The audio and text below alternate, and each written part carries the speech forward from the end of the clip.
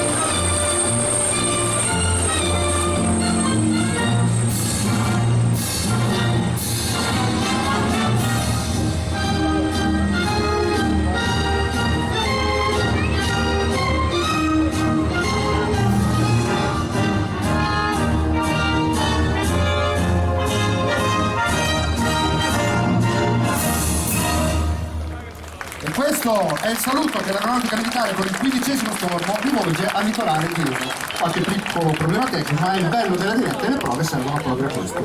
Quindi vi dicevo del capitano Gianluca Terrenzi. E l'ideale, il direttore di questa orchestra, colui che mantiene la situazione di tutto quello che avviene, il tenente colonnello Pierluigi Ruggeri, il capo equipaggio. Ora entreremo in cabina. L'elicottero ci farà vedere una delle sue prime particolarità, l'hovering, la possibilità di rimanere fermo, velocità zero, quota impostata e non più variabile, ed entreremo in cabina e saluteremo i nostri amici a bordo dell'HH-139. Io entrerò da loro solo nel momento in cui l'elicottero sarà fermo e stabilizzato, perché, come vi ha già detto il tenente colonnello Rulli, quello che noi perseguiamo è che tutto avvenga nella massima sicurezza. Quindi quando sarà fermo, velocità zero, quota stabilita, saranno in sicurezza. E allora entriamo in questo momento in cabina. Buongiorno comandante, qui c'è il litorale di Jesolo che aspetta un caloroso saluto da parte vostra. Buon pomeriggio Jesolo dall'HH-139 del 15° stormo dell'aeronautica militare. Buon divertimento a tutti, a mamma aiuto. Grazie comandante, buon lavoro, a lei e al suo equipaggio. E mamma aiuto, avete sentito questo saluto, un saluto particolare, risale ai tempi della seconda guerra mondiale, quando chi era deputato al recupero dei piloti caduti in mare con i vecchi idrovolanti ha coniato questo termine, mamma aiuto, è proprio il gesto più estremo, mamma aiutami tu. Ed verrà rilasciato uno dei due aerosoccorritori, Francesco Santamaria, simulerà di essere un naufrago. Vedremo di nuovo l'elicottero che si posiziona qui davanti.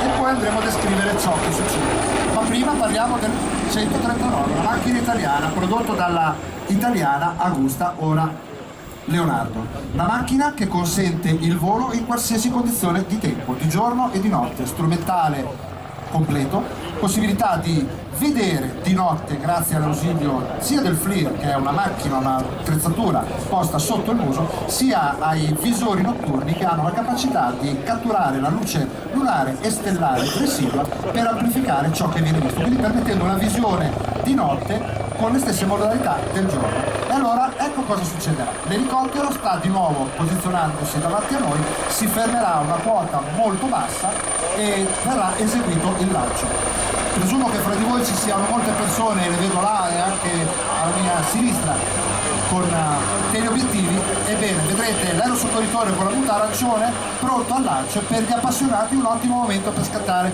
istantanee suggestive. Eccolo là che ci saluta e in acqua ora. L'elicottero rimane lì. L'elicottero rimane lì perché l'equipaggio deve essere sicuro che l'aerosoccorritore è sceso in acqua e sia tutto a capo. Non l'avete visto? Un pollice alzato ha detto ci sono. E via di nuovo con la manovra peculiare dell'elicottero. decollo all'indietro, si aumenta la quota, si procede all'indietro ed è una manovra che viene utilizzata quando ovviamente davanti a noi, non avendo possibilità di decollare diversamente per via degli ostacoli, c'è comunque la necessità di allontanarsi. Sempre queste alcune delle caratteristiche di volo dell'elicottero. Elicottero che qualcuno paragona al bombo, è stata assegnata a una porzione di mare, va perlustrata.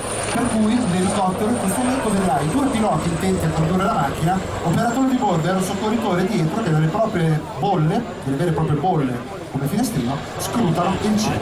Hanno trovato il loro target. Oggi è molto semplice, il mare è completamente piatto, ha una muta arancione e quindi la visibilità è perfetta, ma normalmente le condizioni meteo marine sono ben diverse, quindi è fondamentale una volta avvistato invertire immediatamente la rotta e andare. Entriamo di nuovo in cabina con la radioguida. Noi a circa 70, buona questa prova.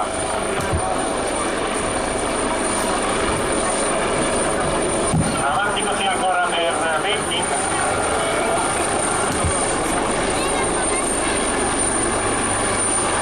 Ancora 15 da percorrere, ancora qua. Ancora avanti 10, 8, 6, 5, 4, 3, ancora avanti 2, 1.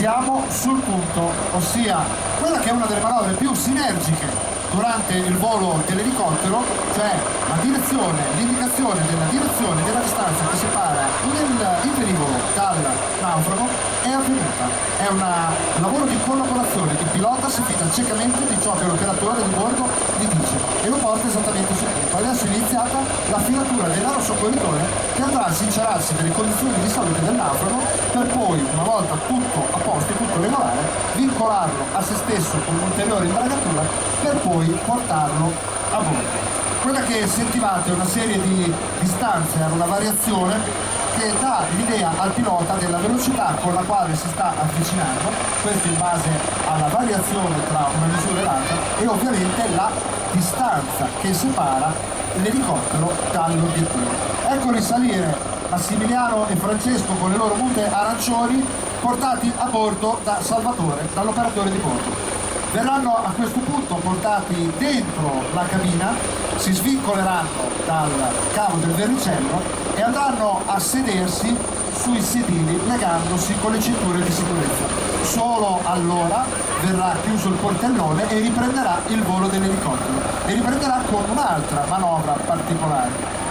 Lo vedrete a breve perdere quota. Comincia ora, lo vedete, leggera rotazione, perde quota, si avvicina al pelo dell'acqua e poi lo vedrete involarsi in una maniera bizzarra. Eccola qua, ruotando di 360 gradi e contestualmente aumentando la quota, questo è il decollo che noi chiamiamo spiralato. Un'altra manovra che si rende necessaria quando le condizioni orografiche del terreno non permettono il decollo tradizionale. Immaginate ad esempio il recupero di qualche escursionista dentro una radura boscosa, non ci permette ovviamente di poter puntare il muso in basso e prendere velocità, dobbiamo alzarci ma lo dobbiamo fare in sicurezza e questa rotazione sui 360 gradi consente ai membri dell'equipaggio di poter sempre avere coscienza, contezza di ciò che li circonda e quindi una volta separati dagli ostacoli, come viene detto, siamo il motore principale che sta venendo verso di noi e ci farà apprezzare il suono più dolce, più bello che una persona in difficoltà vuole sentire. Ora, muso su e il frompezzo.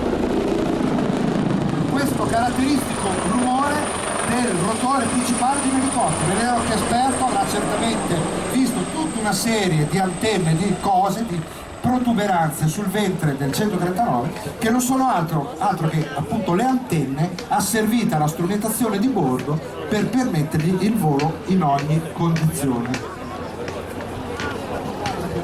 Italia, l'aeronautica militare e con questo, col passaggio laterale che ora vedete, altra caratteristica peculiare dell'elicottero, la possibilità di muoversi anche lateralmente, è l'ultimo saluto per oggi del 15° stormo. Vedete Massimiliano e Francesco sporti, ognuno da un lato dei due portelloni, salutare, e io direi che un vostro cenno di saluto potrà solo rendervi orgogliosi di essere stati qui con noi, con voi oggi, a farvi vedere quello che l'aeronautica militare fa tutti i giorni con i suoi uomini e con le sue donne. Si addestra a essere pronta, si addestra a intervenire ove serve.